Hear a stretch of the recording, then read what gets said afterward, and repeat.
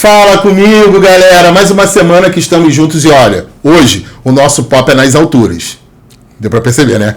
Vamos falar muita coisa boa, duas referências da educação física, duas histórias muito importantes, tanto na área escolar como no basquetebol nacional. Com imenso prazer e imensa satisfação, trago para vocês hoje Rodrigo Menezes e Bruno Russo. Obrigado por terem aceito o convite, né? Vai ser um papo delicioso, vai ser um papo talvez com um pouco de emoção, agora eu olho pro Bruno, e que vocês se sintam muito à vontade e gratidão por dividir a história de vocês com a gente, e eu passo a palavra para poder falar com o pessoal de casa. Muito obrigado. Sou o professor Rodrigo Menezes, atualmente trabalho na Prefeitura de Nova Iguaçu, na Prefeitura de Queimados, trabalho em Nova Iguaçu com educação especial e trabalho em Queimados com ensino regular, de 6º ao 9º ano. E hoje é a minha vida, no trabalho, educação especial é uma área que para mim é fora de sério. Já tá o professor dando spoiler, hein? E aí, Bruno? Bom, queria primeiramente agradecer ao CREF, agradecer ao Jorge o convite aí. Foi uma honra muito grande, fiquei até, sabe, até cair a ficha. Já foi citado aqui.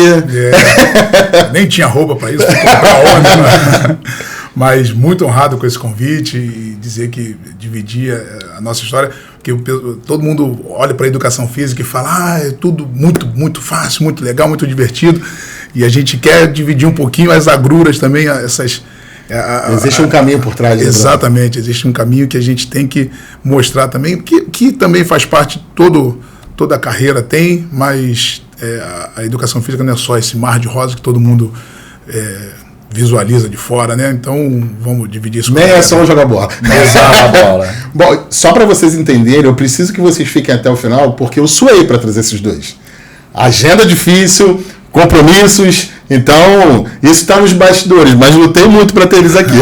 Bom, antes da gente falar sobre o Rodrigo Menezes e sobre o Bruno Russo, a gente gosta de conhecer vocês, né? A gente quer conhecer como é que foi a infância, aonde foi, né? Como é que foi a infância do Rodrigo e do Bruno, antes da gente chegar na atualidade. Fala aí pra gente.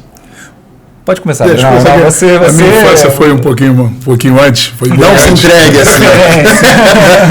Então, eu nasci e criado em Irajá, né? Daquele moleque de pé na rua mesmo, de estar na rua desde de manhã cedo até, claro, indo para a escola e depois e jogando bola, jogando tudo que tinha para fazer. Tinha futebol, montava vôlei, montava basquete, montava um monte de coisa, e o esporte sempre teve na minha vida, né? Não só acompanhando o futebol, não só acompanhando Olimpíada e Copa do Mundo, então era tudo muito presente, tudo era muito intenso para mim. E até então, é óbvio que não sabia, não tinha essa noção da educação física e tal, mas hoje eu consigo ligar os pontos e perceber que isso tudo foi me encaminhando, foi me direcionando para a educação física. Já foi uma física. Construção, né? Exato. Então você era aquele cara que a gente pode falar que buscava o estímulo o tempo todo, né? De brincadeiras, de esporte, na rua, e na parte da escola. Você teve educação física escolar? Como é que foi essa parte? Educação física também, a gente, na escola pública foi uma coisa bem... foi um primeiro contato, né? A gente teve essas atividades, aí tinha um futebol, a gente só brigava pelo futebol, que era um futebol igual é hoje, só que a gente estava do outro lado, então a gente queria futebol. Você entende? Eu entendo os moleques. E aí, até porque não tinha essa quadra, não tinha o espaço, né, que não era uma quadra, então só tinha o futebol e tinha o campo do esqueleto ali na Ouro Fino e tal, que era onde a gente fazia educação física. E aí depois eu me encaminho para o Republicano, onde a educação física era o máximo, cara, era o top, porque os professores dedicados, professor Luiz Carlos, professor Zé Paulo, professor Alexandre, eram extremamente... os caras faziam tudo, tinha o futebol, tinha o queimado, e tinha o handball, tinha o vôlei fortíssimo, tinha o basquete, tinha... E aí, ou seja, você se viu refletido em algo que você já gostava. Eu já tinha essa poliesportividade, uhum. E aí a gente e aí eu vou lá e me encanto com aquilo tudo, né? As competições que o Republicano participava, jogava a Copa Irajá, o Intercolegial, Então, aquilo tudo foi me fascinando de uma maneira que foi me encaminhando para isso. Ainda não era uma definição de vida, uma coisa, mas foi uma coisa que foi me encaminhando. E desde criança, desde lá da infância, eu tinha o hábito de tudo virava competição na minha mão. Tudo virava. Então você era um competidor? Tudo virava. Eu organizava os torneios. Vamos lá, a gente fazia a mesa de ping-pong com compensado. Vamos lá, compensado, tal, raquetezinha e tal. Vamos tabela. Não era só jogar, não, era. Já tinha essa questão organizacional. Fulano contra fulano, e o campeonato, campeão vai ganhar não sei o quê. Aí o campeonato de golzinho, tinha campeonato de golzinho, aí eu pegava o papel, então já tinha essa coisa da organização esportiva, da coisa bem latente, assim. Então enfim, isso tudo, hoje eu vejo que me encaminhava para isso. Então, e na verdade, pelo que você fala, nem é só o encaminhar, você tinha isso dentro de você. Talvez a tua vivência deixou você colocar para fora, né? Porque não é normal, né? Tu vai jogar um golzinho. Não, jogar um golzinho não. A gente vai ter um time com o terceiro, segundo e primeiro lugar. E tudo virava... Isso é muito característico do profissional. Exato. Precisava organizar, precisava treinar. E aí, quando tinha um jogo contra a rua de trás, aí tinha o treinamento. Então, treinar, então já tinha essa pegada de trabalhar, organizar. À frente do projeto. Exato. O Bruno é um exemplo clássico de que não escolheu educação física. Escolheu. Ela que escolheu a educação física, escolheu. Mas vamos chegar nesse ponto. Rodrigão, como é que... Gente, vai virar, tá? Durante o bate-papo vai virar Rodrigão e Brunão, não tem pra onde correr. Como é que foi essa infância? Fala pra gente. Já era Rodrigão, óbvio. Não, sempre foi o Rodrigão. Ao contrário do Brunão, ao invés de eu ser criado na rua, criado jogando bola, não. Eu fui criado em apartamento, pipa no ventilador, bolinha de gude no carpete. E eu sempre fui muito grande, né? Então, acabava que quando eu era criança eu tinha meio que um complexo de altura, eu não gostava de me expor. Isso foi aonde? Qual era? Isso eu morava no Rio de Janeiro. Tá. Em Vista Alegre. Tá. E aí, quando meu pai foi transferido para Juiz de Fora, eu fui morar em Juiz de Fora, morei 2 anos lá. Isso com que idade, mais ou menos? Isso com 10 anos. Tá. E aí, quando eu fui para Juiz de Fora, eu estudei numa escola que era do lado do meu apartamento, que era o Colégio Cristo Redentor, vulgo a academia, né, que Juiz de Fora chamava academia. E lá tinha muita coisa de esporte. E aí, um professor de handball, não lembro o nome dele, ele era cabeludo, tinha um cabelo preso, infelizmente não lembro o nome dele. Ele me viu na escola e perguntou, cara, quantos anos você tem? Eu falei, pô, tenho 10 anos. Aquela coisa do professor, deixa eu ver esse tamanho aqui. Peraí, vem cá. 10 anos. Aí ele, pô, tu quer jogar handball? Aí eu falei, tá, como é que é? Aí, não, vem treinar. E aí eu treinava o handball com o pessoal que era mais velho da escola. Não jogava as competições pela escola, mas eu tava ali, no meio. E aí o professor de basquete me viu, que era o Pelé. Me lembro até o nome dele. Rodrigo sendo draftado desde... Vem jogar basquete. Vem jogar basquete e tal, não sei o que. Eu falei, tá, vou. Aí eu fazia o handball e o basquete na escola. E aí já tinha o futebol de campo, que aí o professor lá que tava no futebol de campo, pô, quer ser goleiro? Vem! E aí, de uma criança que não fazia nada, que tinha vergonha de altura, eu comecei a usar o meu tamanho para jogar handball, para jogar basquete, para ser goleiro de campo. Na verdade foi uma quebra de barreira, né? Foi a tua entrada. Foi, aí ali eu comecei a entender o esporte, educação física. Aquela coisa de ser muito grande começou a cair por terra. Comecei a me sentir bem, porque eu praticava esporte. Começou a ser benéfico para você, né? Sim, entendi. E aí, como eu morava do lado da escola, eu estudava de manhã, ia em casa, almoçava, voltava para a escola para ficar a tarde inteira na parte esportiva. E aí minha mãe da janela, ela me via, eu estava lá, na parte esportiva da escola. Saiu de casa, mas estava ali do lado. Observado. Do lado. Queria que você falasse agora, Rodrigo, acho que foi uma questão muito importante que você levantou, porque você falou sobre a sua altura, sim, mas a educação física ela acaba sendo um instrumento muito potente de inclusão, e aí a gente vai chegar na tua atualidade, mas como é que é interessante você trazer para a gente que era uma questão para você, sim, a sua altura, sim, e a possibilidade de estar dentro, né, de práticas esportivas te fez se aceitar melhor, estar inserido. Como é que você percebe a importância do esporte nessa parte de ser uma ferramenta de inclusão independente, né, do objeto? A educação física, o esporte, ele, quando bem feito, quando bem organizado, ele é muito... Ele faz com que a criança, o adolescente, ele se entenda.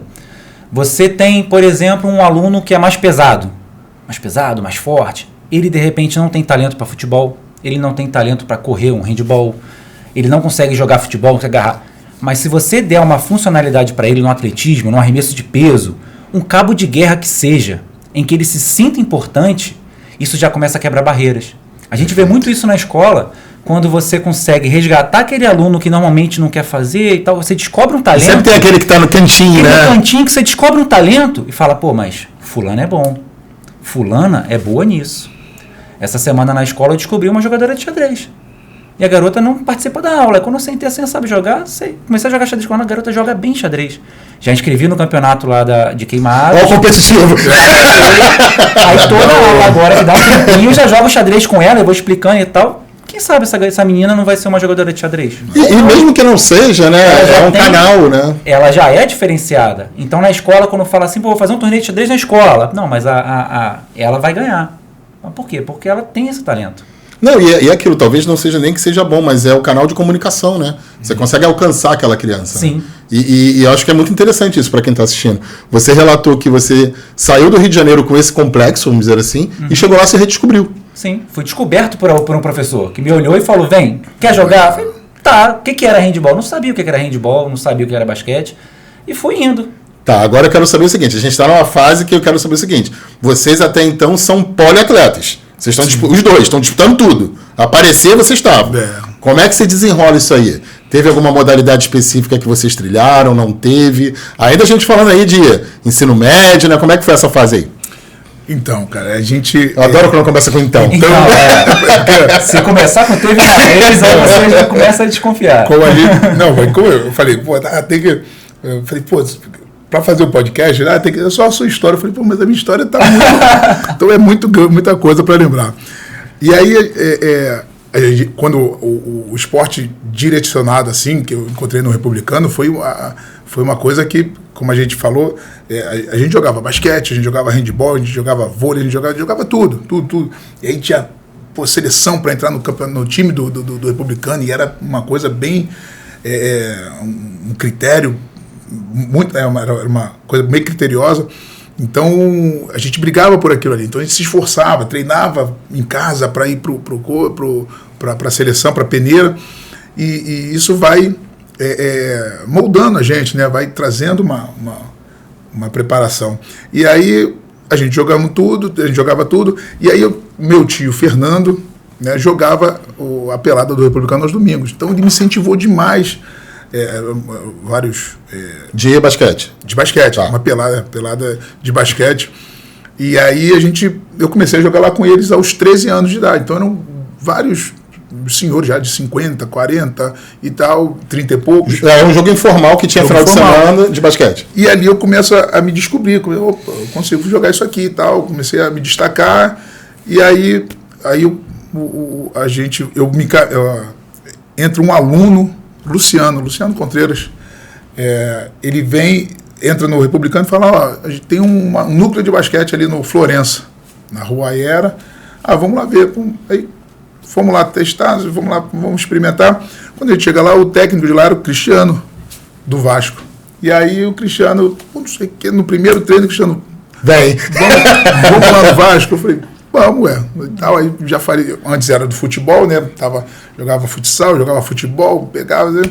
E aí o basquete entra na minha vida, né? Quase que por acaso. Porque foi numa pelada, muito informal, não é aquela coisa, sempre sonhei. Uhum. As coisas você gostava da prática, né? Gostava de qualquer prática. De qualquer prática, sim. E aí, mas o basquete foi tomando um espaço maior nessa prática. Aí eu passei a jogar sábado, domingo, e aí... E aí você se federa pelo Vasco? Aí entro no Vasco. Tá. Antes já tinha feito uma peneira no Olaria, fui cortado no Olaria, fui cortado no Grajaú e vou parar no Vasco, né? Então foi bem curiosa essa parte. E aí eu vou pro Vasco, e aí o basquete, isso aos 16 anos.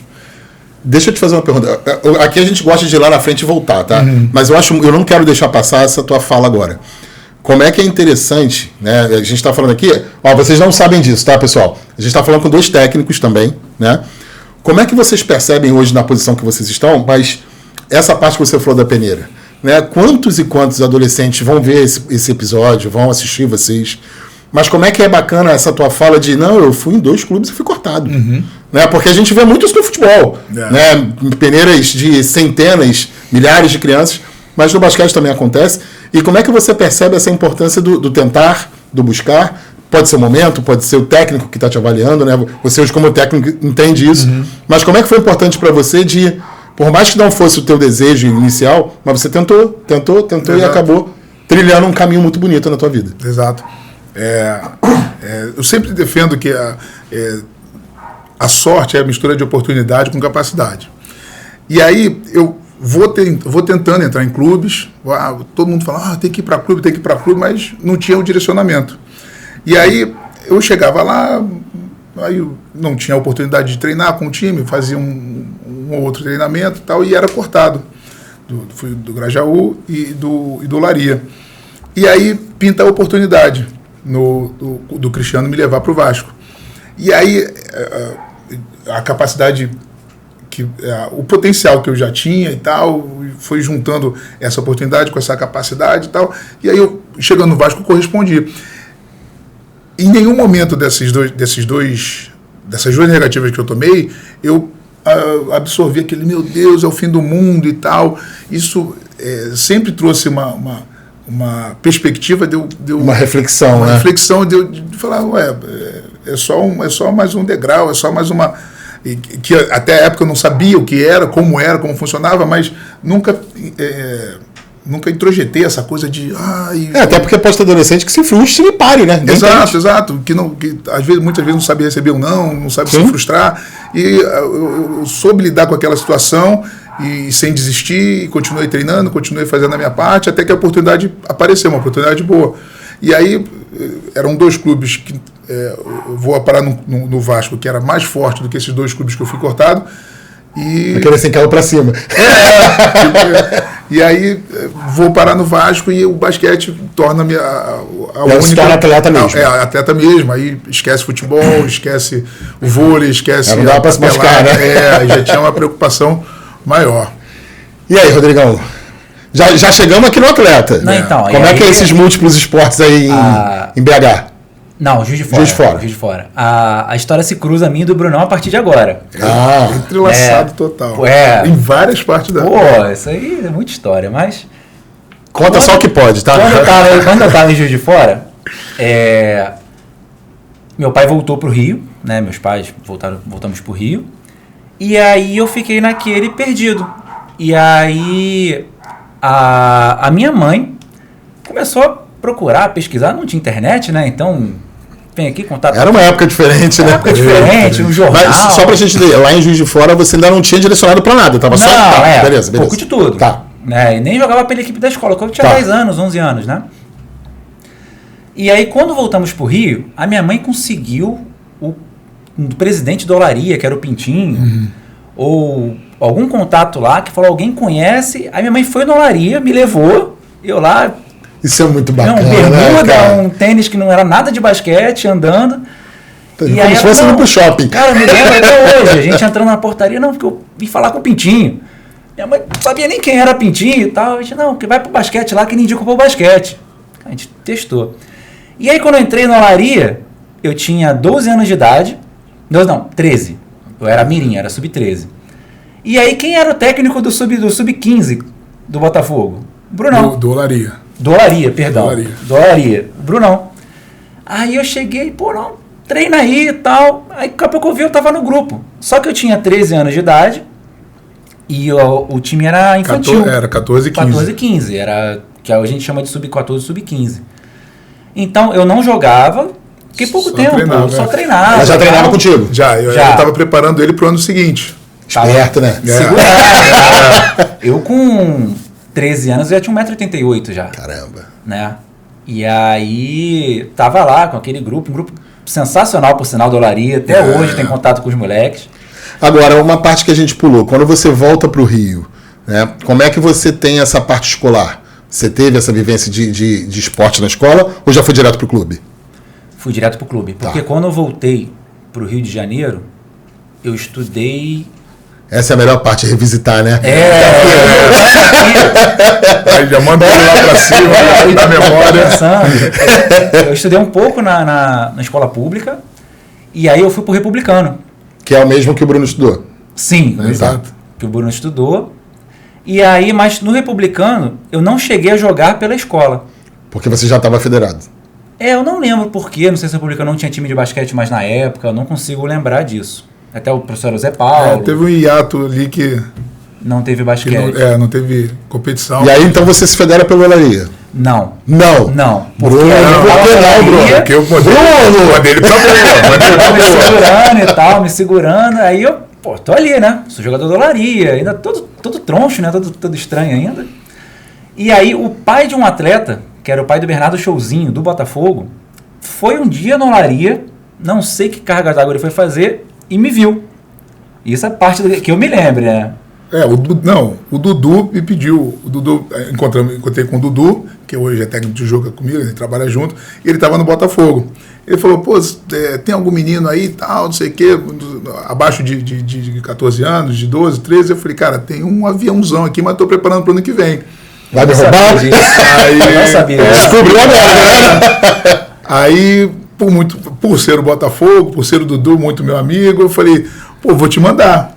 Vou te mandar aí. Você abriu mão de um projeto seu para poder... Exato. E pensando nele também. Porque seria melhor para ele. Sim. Né? Treinar no Botafogo, ia disputar... Na categoria, 13 anos. Na categoria, uma prateleira acima do que era o Olaria. O Olaria estava recomeçando o basquete. E aí, pensando, eu falei, Rodrigão, vai lá e procura o Dudu. Ele vai te encaminhar, vai treinar, e aí vai. Eu acho ótimo que ele começa falando assim, eu não sei o que ele foi fazer lá. Na minha cabeça, no meu entendimento, o pai desse garoto que jogava no Botafogo me viu, comentou com o Bruno, e chegou em mim, vamos lá no Botafogo. O bastidor acontece o tempo todo. Um garoto novo, aí eu fui pro Botafogo, dali eu fui pro Botafogo, aí conheci o pessoal, conheci o Dudu, e aí comecei a trabalhar, estudar, a jogar no Botafogo, e aí entrou aquele negócio de atleta. E era engraçado que, sobre aquele complexo de altura, eu já era 1,88 m com 13 anos. Então, eu cresci muito rápido. Eu lembro que com 12 eu tinha 1,76 m. Com 13 eu fui 1,88 m. Caramba, foi um cheirão muito rápido. E aí, eu ainda tinha no fundo, aquele complexo. E eu me lembro até hoje que quando eu cheguei no Botafogo, o profissional estava treinando antes. E aí que eu entrei na quadra... É muito legal, né, cara? Eu olhei Fábio Pira, 2 e tal. Johnny, 2 e 10. Eu fiquei assim, cara, Marcelinho da época tava lá. Eu fiquei, caraca, os caras são muito grandes. E a partir dali virou uma chave tão grande na minha cabeça que sempre que alguém vinha me zoar na escola, eu falei, cara, eu sou jogador de basquete, cara. Eu jogo no Botafogo. Não, isso é legal. Você conseguiu virar a chave mesmo. Ali foi virar a chave, porque eu me lembro até hoje, quando eu entrei na quadra que eu vi o Fábio Pira, o Johnny e o Marcelinho, 2 metros, 2 e 10, 2 e tal. Eu falei, caraca, eu sou pequeno. E aquilo dali foi maravilhoso para mim. E ali para você era um diferencial positivo. Positivo. E a partir dali eu nunca mais tive apelido, sei que bullying, infelizmente. Até hoje existe, mas antigamente não era falado. Aquilo dali para mim mudou completamente. Eu escutava aquilo e falava, cara, eu jogo basquete, cara. E aí, em vez de me encolher, eu cresci. Como é que mais uma vez o esporte ajudou, né? Exato. Isso é muito legal. E aí então vocês trilham uma carreira como atletas. Sim. Né? Uma primeira pergunta. Durante essa trajetória de vocês como atleta, já teve algum momento que instalou o desejo de fazer faculdade? Ou vocês já pensavam na possibilidade de ser técnico no futuro? Ou vocês só estavam vivendo e curtindo e tirando onda? Eu só vivia. Eu queria ser jogador profissional até o plano era esse. 16 anos. Aí com 16 o negócio já começou a complicar um pouco. Estudo, tempo. E aí eu já comecei meio que a ratear um pouquinho o projeto atleta.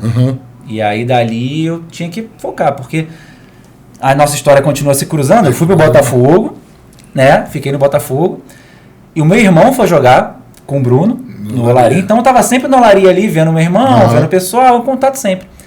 E aí houve um projeto no Colégio Santa Clara, em que o Brunão é professor de Santa Clara e tal. E aí um dos alunos, que era um dos netos da dona da escola, propôs, eu não sei se foi o Vinícius que propôs, um time de basquete no Santa Clara. E aí, Bruno foi, quer jogar no Santa Clara e tal? E aí eu fui pro Santa Clara, o Bonecão, que é o Bruno Oliveira, o Estrela, que é o Rodrigo Garcia, o Léo, que se machucou, infelizmente não acompanhou a gente, e eu. e o Vinícius. Então éramos cinco atletas federados. Ganhando bolsa de estudo, ganhando bolsa de estudo. Aquilo foi maravilhoso. E foi um time de basquete que era uma família. Então éramos 5 federados e 7, 8, 10 jogadores da escola que não eram federados. E a gente começou a trabalhar junto de novo. Muito legal. Santa Clara. Aí se cruza de novo. E a minha história também é assim, eu só fui, né, 16 anos. Aí é aquela fase da adolescência que você já foca no... Estudo pra quê, né? Pois é. Sou jogador de basquete, minha mãe... Vou jogar até 60 anos. Não, vou ser rico, você esquece, mãe e tal. E aí você foca naquilo ali. E aí você vai se entregando, vai treinando, vai fazendo. E não tinha outro plano. Entendeu? Aí até que aí aparecem as lesões, e aí você começa a entender. Aí eu fiquei muito próximo do Dilton, o preparador físico do Vasco. Ele foi me explicando algumas coisas, aquilo foi me interessando, né? Ainda não tinha caído a ficha da educação física, mas aquilo ali me interessou. Por que tinha um treinamento, qual era a periodicidade. Você já começou a ter um outro olhar, mesmo que não soubesse para quê, mas te chamou a atenção. Porque, assim, todos os atletas pegavam e repetiam. Faziam, tem que fazer, faz. Eu queria saber o porquê que tinha que fazer. Isso é legal. Por que é intervalado, por que tinha que ter o tiro, por que tinha que ter a corrida de longa duração, porque tudo dentro do... Aí ele vinha, me explicava, e aquilo ali já era o caminho que estava sendo... Não, o legal de você buscar esse conhecimento e o legal de ele transmitir também, né? Então você acabou tendo uma troca que que me instalou, que deu aquele estalo assim, falou, isso aí... Beleza. E aí vocês jogam até que idade? Eu joguei com 13 anos aos 15 no Botafogo, com o Dudu, no Mirim, que é o Sub-13. No Sub-14 e Sub-15 com o Berro. Aí do Botafogo eu fui jogar no Flamengo. Parabéns.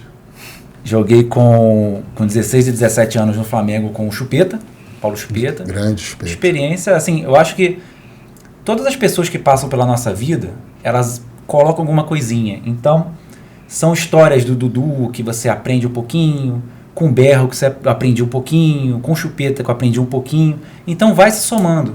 São referências, São referências, e é engraçado que essas referências, elas seguem até pro nosso trabalho. Sim.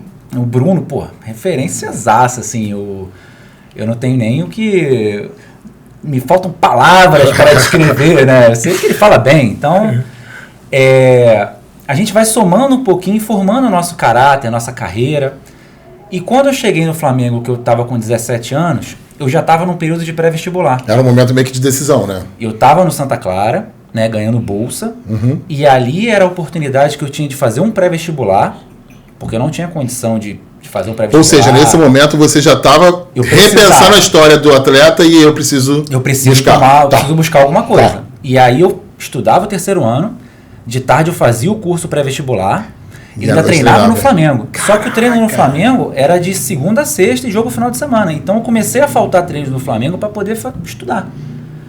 E você acabou priorizando porque você entendeu o momento, né? Sim. Tá. Não quer dizer que eu seria jogador, que eu era craque, mas eu era uma pessoa esforçada. E aí, quando chegou no meu último período para poder falar vestibular é agora, eu fui jogar no Clube Municipal com o Aristônio também, mas eu não joguei, porque eu joguei umas 5, 6 partidas e eu falei, não dá mais, eu tenho que estudar, tenho que me dedicar. E aí eu passei para a faculdade, fiz o FRJ, passei para a Faculdade Federal. E é uma pergunta, só para de curiosidade, passou alguma outra na tua cabeça, sem ser educação física? Cara... Vai lá, eu deixo você ir lá. Porque... Vai lá, relembrar. Deixa eu era professor dele. Foi uma surpresa muito grata para mim ele escolher a educação física, porque ele era excelente aluno de 10, ele poderia escolher muitas carreiras, muitas. E ele poderia escolher engenharia, poderia escolher... que ele iria passar, porque era aluno de 9, 10, 9,5. Sabe, dos atletas era o que menos dava problema. E aí quando ele escolhe a educação, quando ele vem para mim e fala, vou fazer educação física, então aquilo foi muito gratificante para mim, sabe? E aí ele vem com aquela, por causa de vocês, e aí eu falo, Rodrigão, você vai porque é o teu caminho e tal. E aí foi muito gratificante. Claro, ele escolher, ele poderia escolher, tinha um leque enorme, né? E escolher a educação física foi muito maneiro isso. E engraçado que quando eu passei, fiz assim para fazer para o quê? Educação física. Educação física. E teus pais receberam bem? Eu não lembro quem foi o parente, não sei se foi meu pai, minha mãe, mas Acho que meu pai e minha mãe me apoiaram, né? No que eu fosse escolher. O importante era conseguir passar para a faculdade pública para não ter despesa, né? De faculdade era difícil na época. Sim. Até hoje é difícil você fazer uma faculdade, né? E aí quando eu falava assim, pô, mas educação física? Mas por que educação física? Tipo, infelizmente a nossa profissão é vista como... Naquela época era pior, né? Naquela época era pior. E aí eu falei, não, passei por educação física e tal. Aí passou pela cabeça ainda fazer petróleo e gás, assim, mas eu falei... tem tudo a ver. Pô... Aí eu olhei e falei, cara, não dá pra mim não, educação física. Não, eu acho legal o relato do Bruno, porque vivenciou esse momento da vida dele. Exato. E é concomitante ao que ele acabou de falar. Como é que as referências fizeram, né? Talvez um pedacinho de cada técnico que passou por você, o Bruno estando num momento junto com você, te idealizou na tua vida uma carreira que Sim. Deu certo. E quando eu entrei para educação física, eu pensava no basquete, no ser treinador, no trabalhar com o esporte. Normalmente tem um gatilho, né, para escolher. E aí, Bruno, como é que foi esse caminho? O meu foi também... Você estudou até que idade? A gente parou aí. Então, Você jogou até que idade? Foi atleta? Joguei até os 19, 20 anos. 19 na base, né, e fiz o primeiro ano de adulto, né, jogando pelo Vasco. E aí também as coisas vão se encaminhando, né? Porque eu termino o terceiro ano no Republicano e recebo uma bolsa de pré-vestibular na ADN, que tinha a equipe vem aqui jogar, você faz o pré-vestibular e tal. Então eu fiquei mais um ano fazendo pré-vestibular e aí só que e esse pré-vestibular treinando pelo colégio e jogando. Exato. Só que aí como aí eu já era 19 e jogava no adulto do Vasco. Então tinha treino de manhã e à noite. Então aí tinha que faltar a aula de manhã. Então o basquete realmente atrapalhou a minha vida acadêmica naquele ano de pré-vestibular, que era um ano importante e tal. E aí eu fiz os processos seletivos, que não eram unificados, né, como hoje são. E aí faço para educação física, biologia e educação física. O ERJ, o FJ e... Tá, desculpa. Da onde veio biologia? Assim, eu não vou deixar passar isso. Eu petróleo e gás. Eu pensei no... Foi aquela coisa que... Vamos lá, como é que... vamos aqui, vamos ver. Olha aqui. É que assim, vai ser educação física. Tá, mas bota biologia. O Rio não tem educação física, então bota biologia. Não, tinha. Foi escolha mesmo. E aí a gente vai, aí eu vou e acabo que eu não sou aprovado na faculdade pública. Só que aí, de novo, aparece a Castelo Branco oferecendo uma bolsa de estudo para fazer. Aí podia escolher qualquer carreira lá. E eu não tinha, eu tinha a ideia da educação física, só que chega lá, aí vem minha mãe, meu filho, tem direito, tem educação física, tem administração, tem várias carreiras, o que você quer? Eu falei, mãe, educação física. Eu sei que deu super apoio por fora. Mas o coração apertado, talvez de uma insegurança, né? Porque, tipo assim, não era um mercado, nem era regulamentado quando eu entrei. Sim, pois é. Sabe, nem era... Não era regulamentado, não tinha a notoriedade que tem hoje, então é entendível. Eu sou da primeira turma que se forma regulamentado, né? Em 1999, 98 me forma, aí em 99 vem... Cola grau, né? Aí já vem, meu CREF é 1873, velho, é baixíssimo. Cara. E aí, então aí vem aquilo, aí minha mãe super apoia, tem bolsa de estudo, então vambora, cai pra dentro. Eu queria que você falasse um pouco, Bruno, uma reflexão que eu vou te pedir, tá? Porque hoje você é formador de pessoas, né? Não só de atleta, como de indivíduos na escola. Vocês dois trazem essa história, eu queria que você falasse primeiro e o Rodrigo pudesse complementar. Como é que você percebe essa parte do esporte de alto rendimento, né? Porque eu gosto de falar do futebol porque muito se fala do futebol, né? De que o percentual é muito pequeno, né? De quem estoura e ganha milhões. A gente tem uma gama de atletas que tentam o futebol muito grande. O basquete também, né? E eu acho muito interessante que ambos falaram o seguinte: vocês tiveram o discernimento de chegar num momento da vida e falar assim, não dá mais, eu preciso focar. E aí, como é que você daria de conselho, como é que você percebe esse sonho? Porque é um sonho que você constrói vendo sub-13, sub-15, você vai construindo um sonho, e como é que cai isso de um momento de, cara, eu vou ter que abrir mão do meu sonho. E acabou que, eu estou te fazendo essa pergunta porque eu percebo que, por mais que você tivesse aberto mão do teu sonho, o teu sonho te ajudou na tua formação, porque você conseguiu uma bolsa para Exato. Como é que você percebe isso na vida das pessoas? Então, o que mais faz com que a gente pense, né, em direcionar o atleta, o indivíduo. Tá? Você já vê e não é pelo talento que você detecta um grande jogador. Você vê pela obstinação dele, você vê pela necessidade que ele tem de aprimorar, o incômodo que ele tem ao errar. Então, isso tudo que você vê quando o cara vai ser atleta, quando o cara vai performar, quando o cara vai dar resultado para ele mesmo, né? Para o clube ou para o técnico. Mas aquele cara, esse aqui tem potencial. Se vai virar é outra coisa. E tem outro que você já vai encaminhando, continua jogando porque é importante, lhe passa valores, lhe passa... o esporte te passa regras, disciplina e tudo mais, mas a gente vai encaminhando isso para ele, porque a gente passou por isso, né? E é uma primeira morte, né? Você largar o basquete é uma primeira morte, porque é um mundo tão mágico, você vai, joga, eu joguei... Você vive o dia todo isso, né? Você ficava quase 24 horas, né? Eu joguei Vasco e Flamengo no Maracanãzinho, cara, lotado e... Sabe, na época auge do basquete carioca. Auge, com 12 mil, 10 mil pessoas. E, sabe, aquilo tudo era fascinante. O jogo sendo irradiado, não tinha transmissão de televisão. E sabe, aquilo tudo... Aí, os nossos pais escutando pelo radinho. Porque um universo paralelo, assim. Um universo paralelo, exatamente. Aquele mundo, né? A minha mãe gravou na fita cassete, falando meu nome. Pra quem não sabe o que pesquisa no Google, fita cassete. Rebobinar com canetinha. E aí... Então era tudo muito, muito lindo, tudo. Aí começa a aparecer lesão, você começa a ficar. Não começa a entrar tanto nos jogos, aí você fala, cara, não tá ficando legal, vou ficar para trás, vou perder meu tempo aqui e não vou investir no meu estudo. E aí, isso em 1994, aí em 95 eu entro na faculdade. Que aí é quando, sabe, você faz essa ruptura, fala assim, esquece, agora eu vou ser... E esse esquece é difícil, né? É muito difícil, muito difícil.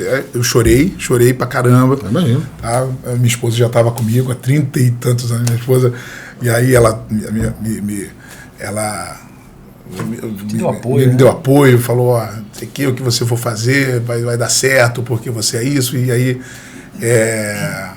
vai, cara, aí você começa a estudar, você começa a se preparar, aí já começa, vou ser técnico, você... Mas aí você continua na faculdade fazendo parte da equipe? Da equipe da faculdade. Daquele acalento, né? Porque pelo menos o basquete ele tá te dando a tua formação acadêmica. Isso. E aí você não perde o contato com a galera que estava jogando, então tinha os caras... Às vezes encontram alguns do universitário, os jogos duravam... Era de 9 da manhã até as 8 da noite, os jogos duravam uma eternidade. De Olímpico era o dia inteiro. E aí, como é que você pensa nisso, Rodrigo? Complementando o que o Bruno falou, como é que você prepara esse garoto, né? De, olha, você vai treinar, mas vai ter um momento que pode... Que não vai que dar, você pode ter que... E aproveita para falar também como é que foi para você essa virada. Começando pela virada, né? Quando eu cheguei nos meus 18 anos, né? Que eu estava no juvenil já do Municipal, eu entrei para a faculdade. E aí essa transição de clube, faculdade, foi muito suave, porque eu comecei a jogar pelo FRJ. Então, vocês têm essa história parecida de dar um alívio, né? E o grupo do FRJ era muito bom, muito maneiro, era jogadores assim, Dagobel, que o Daniel Miller, que hoje é técnico do Volta Redonda, cara sensacional. Cheguei a jogar com o Gonzalez, né? Com o Guilherminho, que jogou no Rio Pan. Então, eram jogadores que jogaram profissional, que estavam ali na faculdade. E no universitário, como o Bruno falou, enfrentei Ricardinho, cara. Ricardinho, seleção brasileira, jogou profissional anos, hoje é técnico do Corinthians. Então, eu enfrentava Macetão, que jogou adulto. Você, de certo modo, ainda estava naquele mundo, né? Eu continuei no mundo enfrentando jogadores profissionais, só que pelo FRJ. E aí a gente conseguiu, num grupo muito bom, a gente jogou até o aspirante sub-23. Então continuei jogando a nível competitivo de verdade até 23 anos. E aí, quando eu já estava nesse período da faculdade, que eu comecei a trabalhar com o Bruno no Botafogo. E aí começa a história já profissional de vocês dois juntos, né? Já acabou a parte de atleta e começa a profissional. Isso. E aí queria que você contasse como é que se cruza inicialmente essa história profissional de vocês dois. Pode falar, tá, Rodrigo? Eu estava na faculdade e tal, fazendo educação física, né? E aí um dia, falando com o Brunão, aí eu falei, Brunão, deixa eu lá, se vê um treino no Botafogo e tal. Deixa eu te perguntar, antes desse momento, vocês mantiveram amizade ou foi só essas passagens por clubes? Sim, a gente manteve Tinha contato, tá? Manteve contato. Tá. Porque quando eu acabei o ensino médio, o Brunão ainda era meu Deve treinador, tudo, teve contato. O meu irmão jogava na Olaria ainda, então meu irmão ainda era tinha na Olaria, contato, então beleza. estava sempre naquela meiuca ali, né? O Brunão, pô, padrinho que tá sempre ali entrelaçado a história. E aí eu falei, pô, Brunão, deixa eu lá assistir Padrinho o treino. de casamento, tá? Padrinho de casamento, né? Padrinho. Não sou tão velho assim. Há controvérsias. E aí eu fui um dia lá pra assistir um treino, que eu, joguei no Botafogo há muito tempo, gostava muito do Botafogo e tal. E aí Você gosta muito do Botafogo. Aí o Bruno, eu lembro que eu cheguei assim, vou sentar aqui pra assistir o treino. Não, entra aqui, me ajuda aqui. Aí que do nada eu comecei a ajudar um dia, aí no dia seguinte ele, vamos lá, eu falei, vamos. Aí eu ia de carona. Aí sempre ia e voltava com o Bruno. E aí fui indo e tal, e eu me apresentava, tipo assim, saía da faculdade, bermuda, camiseta de educação física e tal. E aí o Dudu, né, assim, o Rodrigão tá te ajudando? Eu falei, não, tá aí ajudando no treino e tal. E mas veio essa roupa de surfista aí e tal. Veio da praia direto. Aí eu falei, aí me deu um estalo. Eu falei, cara, eu sou um profissional de educação física, a imagem. Como é que é legal uma brincadeira de um toque que você absorve, né? Aí eu, comecei a dar aula de calça, né, camisa de manga. E eu tava até falando com o Bruno antes da gravação, falei, cara, eu fui abdicar um pouco de usar calça sempre, no calor que tivesse, tava de calça e camisa de manga, agora, assim, tem uns 3 anos, assim. Te ajudou na tua formação profissional, né? Sim, e aí, hoje eu dou aula de bermuda, calor, mas assim, ficou tanto na cabeça, aquele estalo, de que, não, eu preciso estar arrumado, eu só não falei da bermuda dele com medo de perder o estagiário. Se eu falo da bermuda, eu olhava aquele torto assim, eu vou engolir. Então não vem mais não. O negócio realmente que hoje eu penso, caraca, que bizarro. E aí vamos pro momento emoção do episódio. Bom, você falou que encontrou o Bruno no Botafogo, e aí, Bruno, eu queria que você falasse pra gente, 18 anos, é isso? 18 anos de Botafogo, cara. 18 anos, queria que você falasse um pouco dessa passagem pra gente. A gente, lá no Olaria, a gente fez um bom trabalho, cara. O Rafael, que era o técnico do Sub-16, aí eu era do 14, 15, e aí eu consegui classificar, né? A gente começa com um time que era muito iniciante, muito. Era o Teixeira, Matheus, a galera que era lá. Peguei de Santa Clara, falei, cara, tem 2 pernas, 2 braços, vamos lá jogar basquete?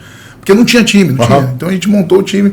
E aí, no primeiro ano nosso lá, a gente perdeu pro Vasco de 150-4. Caramba! 150-4. Pressão quadra toda. Meu amigo Luiz de Brasília, que até hoje também, a quem devo muito. Aí pressionou 154. Isso em... Brasília também podia ter pego leve, né? Mas ele estava pressionado. Antigamente tinha muito esse negócio do placar. Resultado para chamar atenção. E aí isso foi em 1998. E aí a gente desenvolve esse time com 13, 14, 15. 3 anos depois, a gente vem a ganhar do mesmo Vasco, nessa mesma categoria, dentro do Olaria. Aquilo ali foi um título mundial. É a vitória mais importante da minha carreira. Que bacana.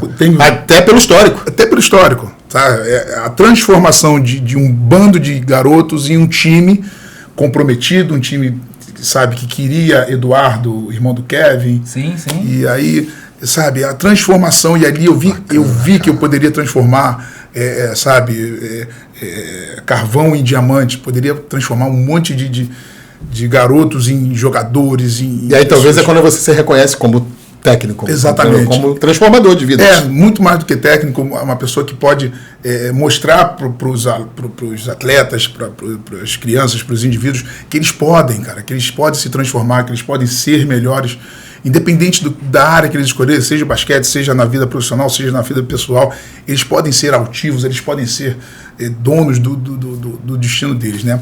E aí eu vou, né, essa transformação. Aí nesse ano que a gente faz que a gente tem essa vitória do Vasco, a gente quase classifica o Olaria para a semifinal do estadual. E aí o Botafogo faz um bom resultado e o Botafogo me chama. Você não sei o que, tal. A gente vinha aqui, e aí eu vou revelar os valores, porque... claro. Não, vou revelar. Vai? O Botafogo me contratou por R$400. Eu falei, R$400 não paga a gasolina de Irajá ao Botafogo. Eu falei, mas não é muito mais do que basquete, não é muito mais do que... Então vamos lá, vamos ver o que dá isso aí. E aí eu entro no Botafogo, e aí no primeiro ano eu chego lá, eu peguei um time do Olaria que era um bando. E chego lá no Botafogo, já encontro meninos, Pedrinho, Paulinho, Pipoca, Vicente, os meninos já com fundamento, já coisa. Aí eu cheguei, bravateiro, falador pra caramba, falei, com esse time aí, se eu não for campeão, eu sou vice. Isso tu chegando. Primeira semana de treino. Aí os pais, pô, tá brincando, não sei o que. E o Bruno olhando pros pais, é que tu não sabe o que eu tinha, cara. Não, eu falei, então confia então. Trabalho, terça, quinta, sábado, jogo, tomando pancada no primeiro ano. Primeiro ano a gente classifica para semifinal. Aí todo mundo tá no ano seguinte, vice-campeão estadual. No terceiro ano, campeão estadual 13 e 15. Um dentro do Flamengo e um dentro do Fluminense, que era aquele jogo memorável. E aí eu perdi onde eu estava querendo chegar. Falando da sua história. E aí a cada conquista vinham os aumentos salariais. E aí você via a recompensa, você fala, vale a pena trabalhar. E que na verdade, quero que você fale sobre isso, talvez a tua análise não foi uma análise... Não, peraí. Com certeza não foi uma análise financeira. Mas você estava galgando na tua profissão. Né? O Botafogo é um time de elite. Né? Então você poder construir um bom trabalho no clube foi a tua aposta, né? Além de ser botafoguense...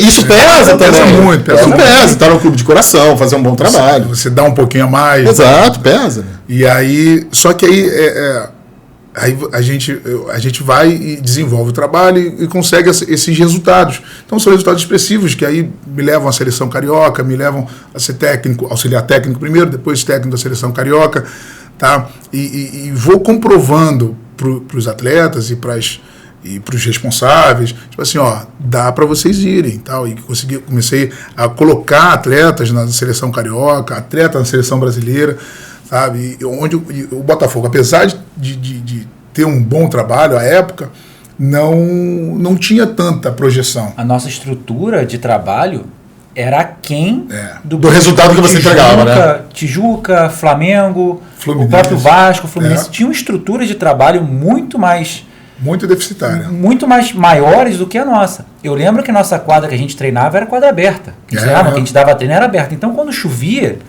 a gente tinha que ir para uma rampa lá no fundo do clube para ficar treinando drible, fundamento, porque não tinha quadra. E nessa final que a gente foi campeão estadual, eu me lembro até hoje que choveu, e aí você, para motivar os garotos, você falou assim para eles, o técnico adversário falou para mim, para todo mundo em volta, que estava rezando para chover essa semana inteira, para vocês não terem quadra para chegar na final lá e perderem o jogo por estar despreparados. Com aquela injeção. Aí os moleques... E era um grupo que era sensacional, aquele grupo. Era um grupo que era sangue no olho. Então os moleques treinavam com um afinco tão grande naquela rampa, subindo e descendo, batendo bola, como se fosse disputar a final da NBA. Isso é muito legal, né? Isso aí... Bruno é um cara motivador demais. Então, ele fazia com que os garotos entendessem que aquilo dali dava. Tinha condições. E quando o time acredita, cara. Cara, e foi uma geração muito maneira no Botafogo. Tem alguém viajando aí? Que geração, cara. Tá, antes da gente entrar na parte escolar, eu queria que você finalizasse essa história pra gente, Bruno. Como é que é pra você estar 18 anos no seu clube de coração, fazendo um trabalho de referência, pegando seleção carioca, seleção brasileira, botando atletas nos maiores times, né, do Brasil, e aí você rompe esse ciclo e começa um novo trabalho? Como é que tá esse coração? Como é que tá esse momento? Foi ano retrasado, em 2023, 22, o Tijuca já tinha feito uma proposta, tá, que era uma boa proposta. E vale falar, o Tijuca é muito forte na parte do basquete, né? Ele tem essa tradição. Né? Tem toda a capacidade de captar recursos, de projetos financiados, então tem uma estrutura ímpar no Rio de Janeiro. E aí o Tijuca vem, oferece uma proposta, só que eu tinha uma coisa ainda em andamento, né? Depois da pandemia, né? A gente pega, faz bons trabalhos, não sei o quê, e aí vem a pandemia. que dá uma interrompida, e a galera meio que dispersa e a gente fica com um time não tão competitivo. E eu falei, a gente vai ter que remontar. Em dado momento, em 2022, a gente perde 6, 7 jogadores da base, né, do time que seria o Sub-13. E aí eu tenho que remontar esse time. E aí eu vou e consigo, na peneira, consigo alguns jogadores, e de novo a gente pega jogadores no mesmo molde do Olaria, sabe? Tem 2 braços, 2 pernas, vamos lá, cara, você vai jogar. Claro que hoje em dia ninguém chega tão cru no clube, mas era mais ou menos a mesma ideia, a ideia da competição, os meninos não estavam prontos para competir, mas foram forjados no fogo ali para conquistar, para a gente remontar aquele time.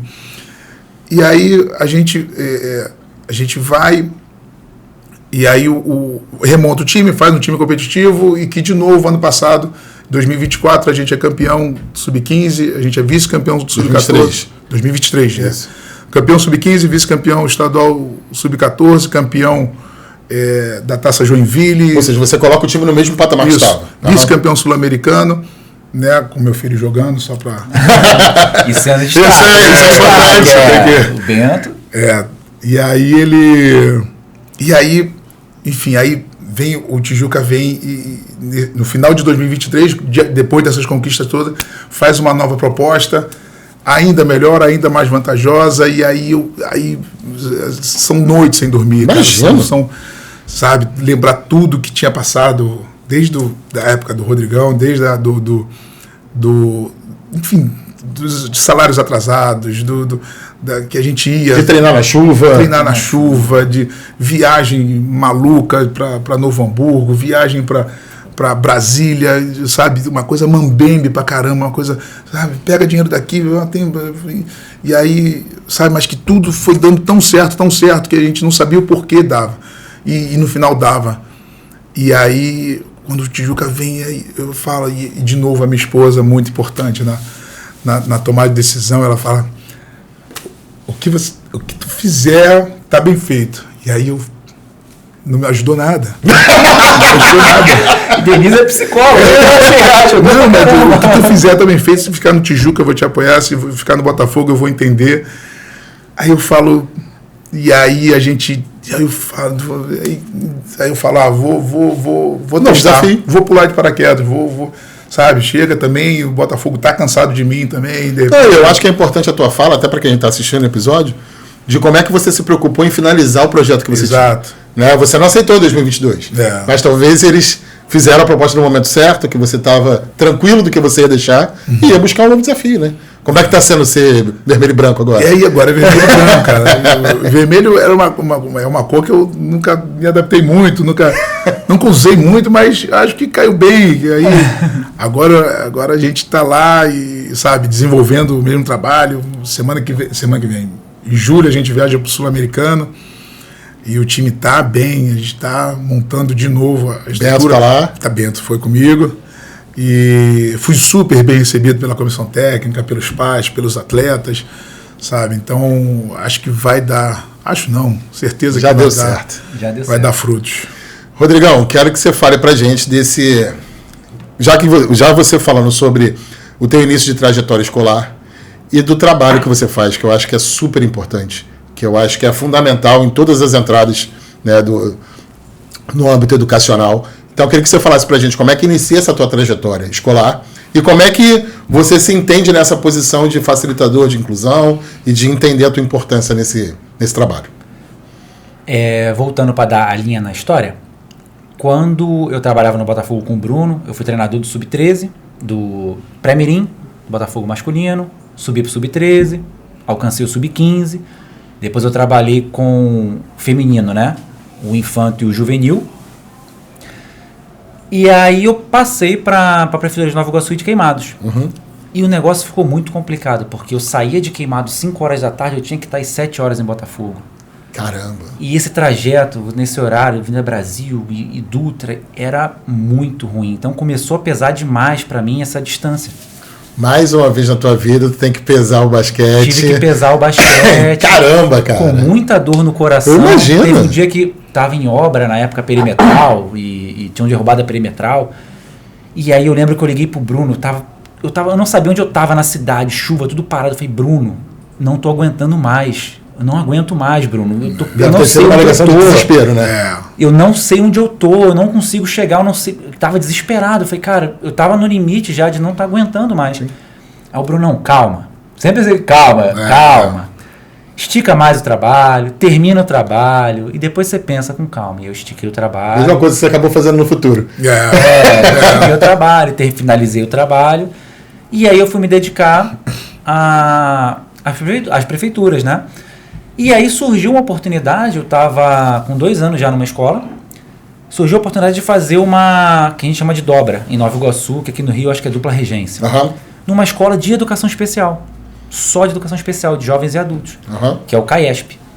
A diretora Luciana, me aceitou lá, e aí eu falei, cara, me apaixonei pela educação especial. Até então você ainda não tinha trabalhado? Não tinha, só trabalhava com alunos com deficiência incluídos em sala de aula regular, né? E quando eu vi aquele mundo, aquele universo, eu fiquei, cara, é aqui.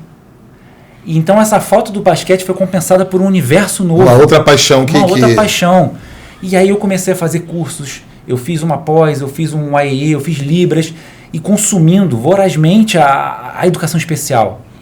E eu consegui levar minha matrícula para lá, com a ajuda da minha diretora e de mais pessoas.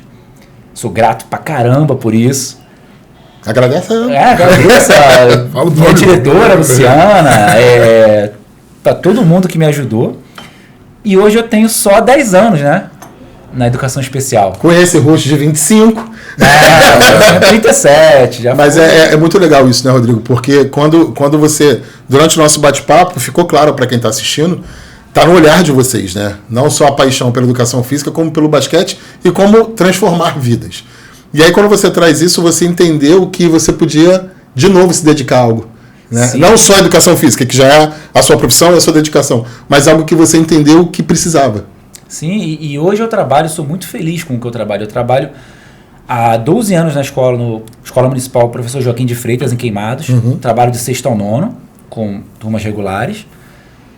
E trabalho com educação especial no CAESP, que é jovens e adultos, que são alunos acima de 16 anos. Então, eu tenho alunos que têm 50, que me chamam de tio. E que é um nicho da deficiência que é um pouco esquecido. Né? E a gente ali faz com que eles tenham... Eles saem de casa para ir para a escola, o mundo deles é a escola. Eu sou o professor, eu sou o tio Rodrigo, eu sou mais um familiar para eles. E aí... Há 2 anos, eu consegui fazer uma outra dobra, uma outra escola de educação especial, a Escola Municipal Paul Harris, de Nova Iguaçu também trabalhando com educação especial. O dia do Rodrigo tem 67 horas. Só para chegar queimado já é o tempinho. E deixa eu interromper a tua história de novo, porque só para fazer o relato do Rodrigo, é porque ele não é só o professor no horário de professor. Quando a gente se encontra, quando a gente se fala informalmente, ele fala dos alunos, cara. Isso é muito legal, né? Ele fala do fulano que faz isso, que conseguiu uma evolução do menino tal, do aluno não sei o que. Não é só o da aula, ele vive. E é tipo assim, é um assunto que num bate-papo informal não apareceria. Sim. E ele fala porque ele vive, porque ele se dedica nessa carreira que ele achou, que caiu no colo dele e ele acolheu e ele se transformou nesse baita profissional que ele é. E aí, Brunão, o tal do universo, ele gira tanto que o Rodrigo, ele segue esse caminho de área escolar e pessoa com deficiência, mas aí o basquete aparece de novo como oportunidade, né? Fala pra gente. Eu tenho um amigo, que é o Bruno Modesto, que ele trabalha nas Olimpíadas Especiais. Ele faz os projetos no Rio. Que é a antiga Special Olympics, que agora é Olimpíadas Especiais. E aí ele, cara, vou fazer um torneio de basquete no Rio. Vamos lá, monta um time. Como é que entra isso no teu ouvido? Cara, vambora. Aí eu, lá na escola, infelizmente, não tem aula, não tem tabela, mas eu comecei a treinar os alunos, drible. Vambora. Catei 4 grandes, eu falei, vamos lá. E aí eu te chamei, né? Falei, Jorge, eu tô precisando de alguém para fazer, porque no esquema dos jogos das Olimpíadas Especiais, você tem que ter 4 atletas com deficiência e uma pessoa neurotípica para acompanhar. E aí eu falei, Jorge, vambora. Ele, não, vambora. E aí a gente participou desse torneio no ano passado.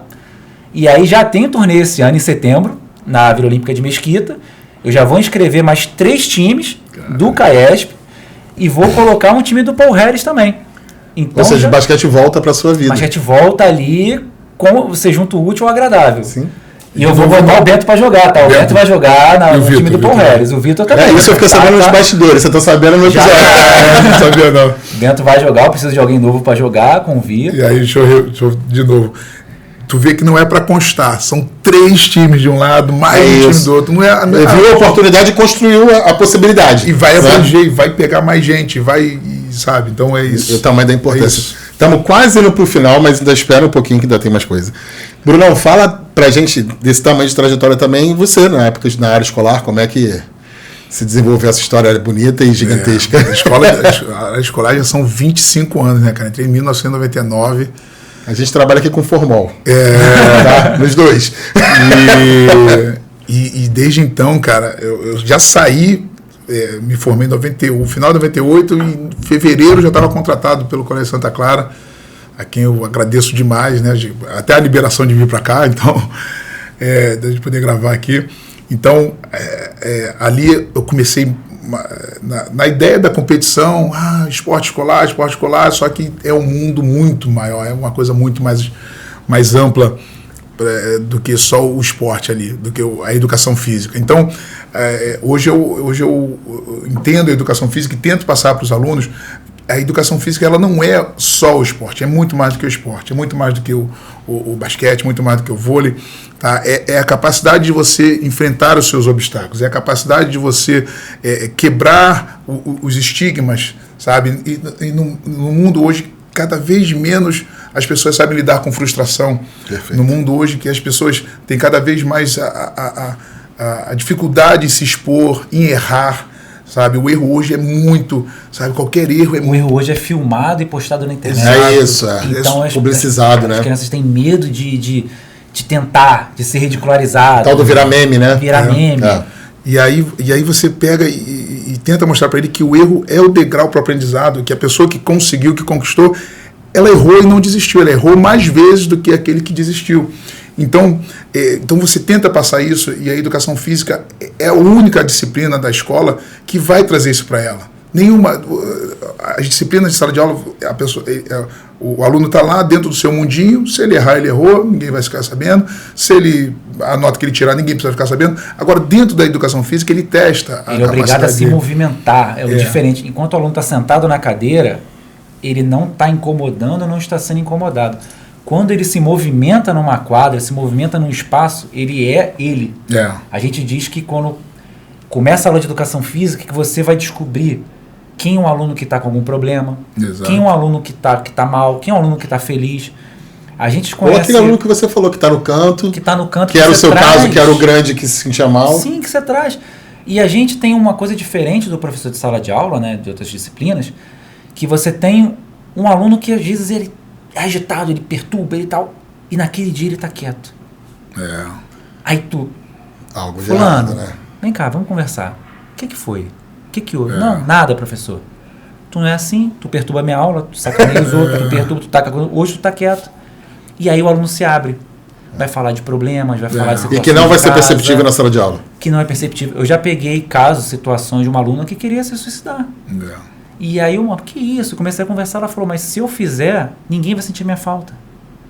Olha que ponto chegou. E ninguém tinha dado estalo. E aí eu já falei com direção, vamos abraçar a causa aqui, ver o que é. Você salvou essa vida. E por um olhar atento, sim, né? E num detalhe, ali eu fui instrumento. Bom, pra gente começar a finalizar, eu queria... Bruno, teve uma passagem na sua fala que eu achei muito interessante. E que eu queria que você pudesse se despedir aproveitando esse gancho, tá? Em algum momento você falou assim, o melhor jogador não é o mais habilidoso. É o que se dedica, é o que treina, é o que busca, é o que está com ânsia da vitória ou que está incomodado de errar. Foi a tua fala. E isso não... Isso acontece muito na internet, né? Isso não é sobre basquete. Né? Então, como é que... para você é um vetor de transformação de vidas, porque vocês dois, né? Estão na escola e estão no basquete. Você está no basquete de novo. Sim. Como é que é para você ser um profissional de educação física, ser um técnico de alto rendimento, mas talvez o que seja mais importante aí é o que você falou. você transforma vidas, você cria pessoas. Então, queria que você pudesse deixar uma palavra, se despedir, mas falando sobre isso. Assim, eu sempre priorizo, né, aquele indivíduo, aquele atleta que está, mesmo na escola, a gente sempre dedica um pouco mais de atenção àquele aluno que busca mais, que quer mais. Por mais talento que você tenha, por mais facilidade em alguma matéria, alguma disciplina, se você tem facilidade com matemática, o esforço, o trabalho sempre supera aquele indivíduo que tem facilidade.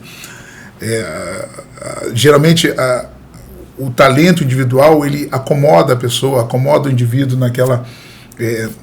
naquele patamar, enquanto aquele que busca, aquele que entende o erro como parte do processo, aquele que entende que está longe ainda do ponto final dele, ele consegue se transformar muito mais do que a pessoa que tem talento. Isso é no basquete, isso é na vida acadêmica, isso é na vida profissional, isso é na vida amorosa, na vida pessoal da pessoa, do indivíduo. Então, quando a pessoa quer melhorar, quando a pessoa quer realmente ser melhor a cada dia, essa pessoa ela vai ser diferente, ela vai fazer a diferença para alguém, ou para a família, ou para um amigo.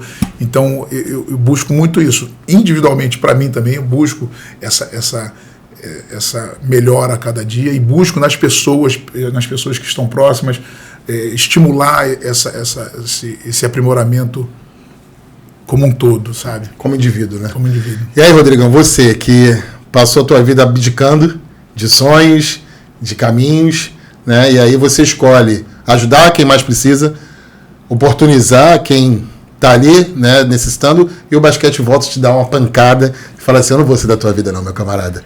Como é que você deixa uma palavra de tudo que você teve, que a gente percebeu nesse episódio, de várias vezes você ter que abrir mão de um sonho ou abrir mão de uma iniciativa, porque você acreditava no que você estava fazendo, e hoje você tem uma carreira estabilizada, faz o que ama, como você falou, você se encontrou.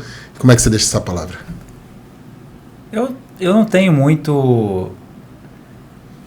A gente, quando fala abdica, a gente na vida tem que ter opções, escolhas, né? E se a gente vai fazer escolha boa ou ruim, é só tentando. Uma coisa que o Bruno falou, né, e uma frase que ele sempre me falou, que eu guardo, é engraçado como é que a gente guarda coisas, né, das pessoas. Seja proativo.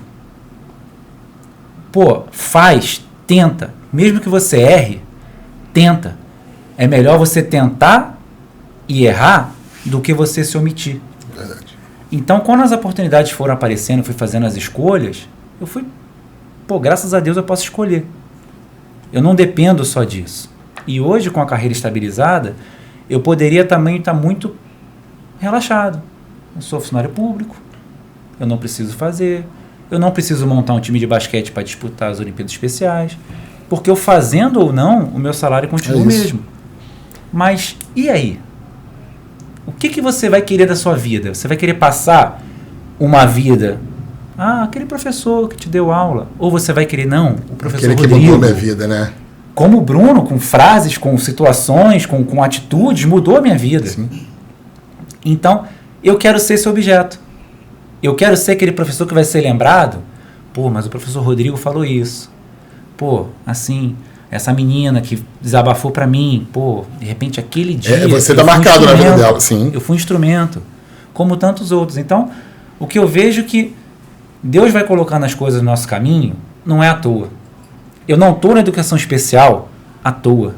Perfeito. Eu não fiz esse caminho todo, porque se eu não fosse no Olaria naquele dia, se o Bruno não tivesse aceito, se eu não tivesse no Botafogo, se eu não tivesse, Bruno, vou assistir um treino, eu não estaria no esporte. No esporte eu não estaria, de repente, numa faculdade de educação física. E e a gente tem que aproveitar o momento que a gente está. Então, hoje eu sou muito grato a Deus, à vida, a ter a oportunidade de estar trabalhando com pessoas com deficiência. E eu tento fazer sempre o meu melhor, porque quando desencarnar, né, eu possa chegar e falar assim, cara, eu fiz o meu melhor. Que aula, hein? Parece que o Bruno quer fazer um negócio aí, a gente tem que se despedir, né? Recebidos Só tinha essas duas e queria trazer para todo mundo. E é muito grande também para vocês, então queria trazer o presente do Tijuca aqui. Ah, que beleza, hein? Tem que ver quem vai ficar com qual aí. Presente para 2 amigos aí. Tem uma gola polo e uma gola mais... Isso a gente vê nos bastidores. Vê aí, segura uma. Obrigado. Segura uma aí. Obrigado. Depois gente. vocês tiram para o ímpar e ver qual que fica. Obrigado. A gente encerra esse bate-papo agradecendo ao que vocês fizeram pela educação física, né? Foi muito bacana dividir a vida de vocês, né? Quando a gente entende os bastidores do esporte de alto rendimento, a gente vê como o Bruno abriu esse bate-papo, que não são flores, né? Existem os altos, existem os baixos, existe a dificuldade. Então, a carreira de vocês está da forma que está porque vocês buscaram e são pessoas que fazem a diferença. Tá? Então, para a gente encerrar, eu passo a palavra para falar com o pessoal de casa. Primeiro, agradecer ao Jorge pelo convite, ao CREF1, Rodrigão pela presença aqui, todo mundo que está trabalhando aqui. E mandar um recado para todo mundo que pretende fazer educação física, que está começando a educação física, ou que de repente já está na educação física há bastante tempo e não faça só por fazer, sabe? A educação física ela é muito transformadora, sabe? Ela traz um ganho de comportamento nas pessoas, ela transforma o comportamento de umas pessoas, das pessoas, dos alunos, dos atletas, até da academia. A pessoa ganha ganha autoestima fazendo se cuidando, tendo essa transformação. Então, você que está fazendo educação física, que vai trabalhar com educação física, faça sempre o melhor. Claro que vai ter aquele dia ruim, aquele dia que você não está bem, e a gente entende, porque a gente já passou por isso também, sabe? Dentro da faculdade tem aquele dia que tá ruim, mas que ainda assim vale a pena, sabe? Não deixem de desmerecer a sua profissão. Falar, é só o cara da educação física. Não, você é o professor de educação física e... Bom, eu não vou entrar em polêmica contra as disciplinas, não, mas, enfim. Não dá para fazer só o básico, tem que fazer a mais. Tem que fazer sempre a mais. Rodrigão, a palavra é sua. Primeiramente, agradecer também ao CREF1, ao George, a Cris, a todos os envolvidos. Entrando na pegada que o Brunão falou, a educação física não é só rolar bola. A gente não o professor de educação física é o descanso dos outros professores, é o descanso dos alunos. Não. Nós temos importância absurda na escola. Nós somos os professores que têm o contato com os alunos. Às vezes você vê, como eu falei, um aluno que não está bem, você conversa, você faz uma diferença. O fazer educação física não é assim, eu gosto de ir para academia, eu gosto de fazer uma atividade física, eu vou fazer educação física porque eu vou continuar nessa vida. Não. Educação física você não vai viver a vida toda no glamour. É suar, é dar aula numa quadra sem cobertura, é não ter estrutura, às vezes você está na academia e você pegar um aluno mal-humorado, você escutar coisas que você não pode responder. Então, se optou pela educação física, faça o seu melhor. Como em qualquer área da vida, faça o que você puder para ser o melhor. Você não precisa ser o professor top, você não precisa ser o homenageado por todos. Mas se no teu universo você for respeitado, você já fez a sua parte. Bom, dá orgulho, não dá? Dá.